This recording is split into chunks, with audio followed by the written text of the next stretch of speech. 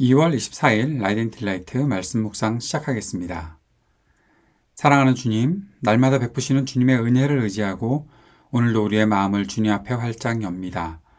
우리를 성령으로 충만하게 하시고 주님의 말씀을 깨닫는 지혜와 순종하는 능력으로 믿음으로 사는 삶에 더욱 힘과 용기를 내게 하옵소서.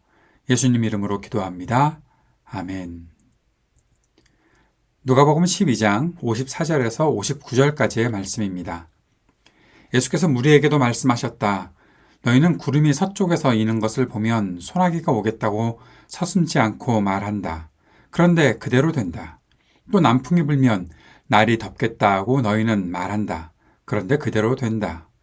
위선자들아, 너희는 땅과 하늘의 기상은 분간할 줄 알면서 왜 이때는 분간하지 못하느냐? 어찌하여 너희는 옳은 일을 스스로 판단하지 못하느냐? 너를 고소하는 사람과 함께 관원에게로 가게 되거든 너는 도중에 그에게서 풀려나도록 힘써라. 그렇지 않으면 그가 너를 재판관에게로 끌고 갈 것이요 재판관은 형무소 관리에게 넘겨주고 형무소 관리는 너를 옥에 쳐넣을 것이다. 내가 너에게 말한다. 너희가 그 마지막 한 푼까지 다 갚기 전에는 절대로 거기에서 나오지 못할 것이다. 아멘. 오늘 본문에서 몇 가지 중요한 것을 말씀하고 있습니다.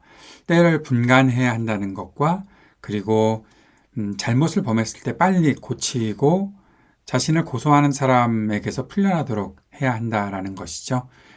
12장이 시작할 때 예수님께서 계시는 곳에 수천 명이나 되는 무리가 모였다라고 기록되고 있습니다. 그 무리들을 향해서 계속해서 예수님께서는 말씀하고 계셨습니다. 사실 제자들에게도 하신 말씀이 있지만 무리가 그 말씀을 다 듣고 있었던 것을 보게 되지요. 예수님은 제자들을 비롯한 많은 그 무리들에게 그리스도의 제자로 사는 길에 대해서도 말씀하셨고 또 종말의 때를 말씀하시며 준비해야 한다는 것도 말씀해 주셨습니다. 오늘 예수님께서 말씀하시는 것을 보니까 예수님은 기후에 대한 기상의 변화에 대해서 비유를 들어서 때를 분간할 수 있어야 한다는 것을 말씀하십니다. 그런데 이 말씀을 듣는 사람들을 가리켜서 예수님이 위선자들아 라고 그렇게 말씀하고 있습니다. 갑자기 왜 이렇게 심한 말씀을 하실까? 무리들이 무슨 잘못을 어떻게 했길래 라는 생각도 들어오기도 합니다.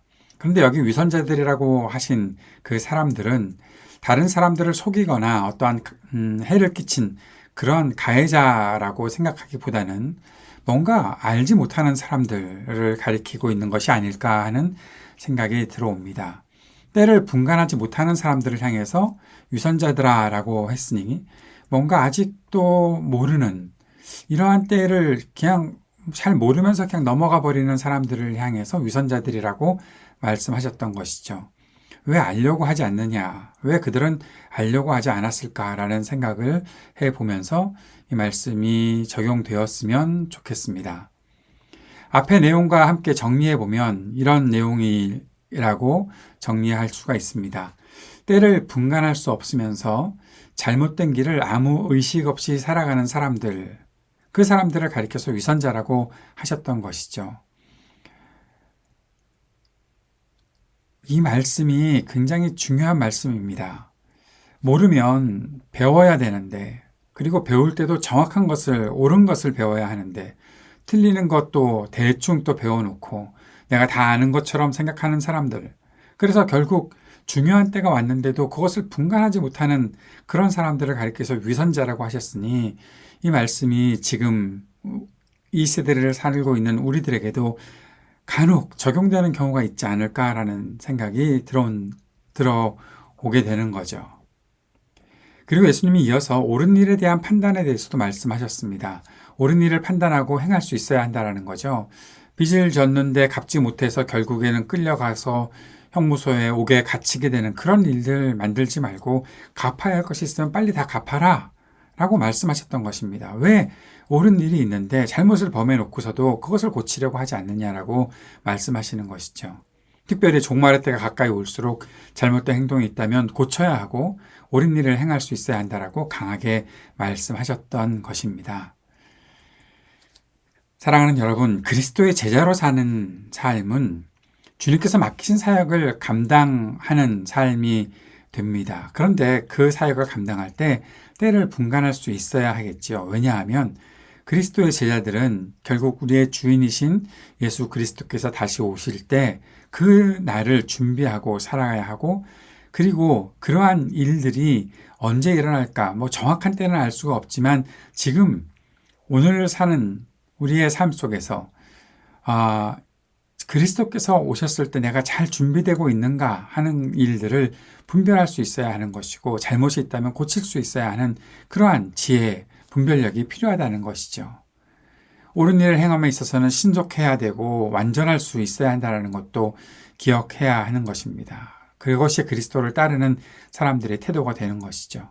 그런데 분별력도 갖추지 않고 대충 남들이 하는 대로 살려고 하거나 잘못된 일이 있는데도 고치지 않으려고 하는 것은 그리스도를 따르는 제자들의 삶에는 어울리지 않는 태도입니다.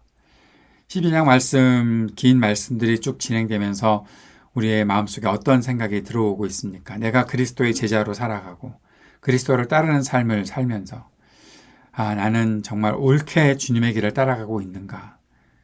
제대로 배우고 그 옳은 길을 걷고 있는가? 틀리는 일을 하면서도 대충 그냥 얼버무리고 고치려고 하지 않고 그냥 덮고 넘어가면 되겠지라는 그런 생각을 하고 있는 것은 아닌가. 정확하게 또 진지하게 정직하게 우리 자신들을 돌아볼 수 있는 시간이 되었으면 좋겠습니다. 그리스도의 제자로 온전한 삶을 살아갈 수 있기를 기도하고 또 지혜 주셔서 분별력 있게 살아갈 수 있게 해달라고 간절히 주님 앞에 기도하는 우리가 되었으면 좋겠습니다. 말씀을 기억하며 함께 기도합시다. 지혜롭게 때를 분간하고 잘못을 고치며 옳은 길을 걷게 하소서. 함께 기도드립시다. 하나님 나라 복음의 일에 쓰임받기에 부족함 없는 그리스도의 제자로 살게 하옵소서. 기도합시다. 전쟁이 그치기를 위해 오늘도 기도하고 또 지진으로 피해당한 이들에게 주님께서 긍휼 베풀어 주시고 속히 회복될 수 있게 해달라고 간절히 기도드립시다.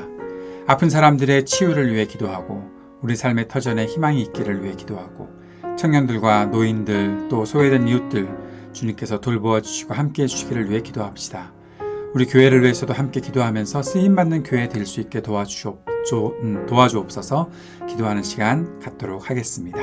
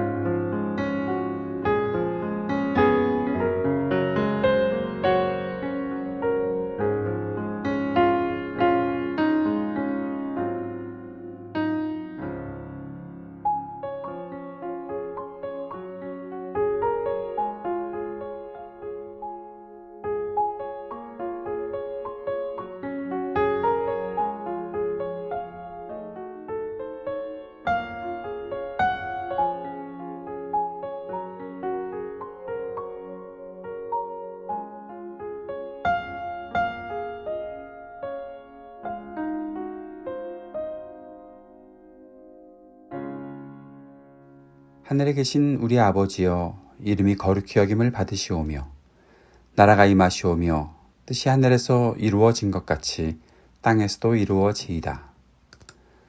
오늘 우리에게 일용할 양식을 주시옵고 우리가 우리에게 죄 지은 자를 사하여 준 것 같이 우리의 죄를 사하여 주시옵고 우리를 시험에 들게 하지 마시옵고 다만 악에서 구하시옵소서. 나라와 권세와 영광이 아버지께 영원히 있사옵나이다. 아멘.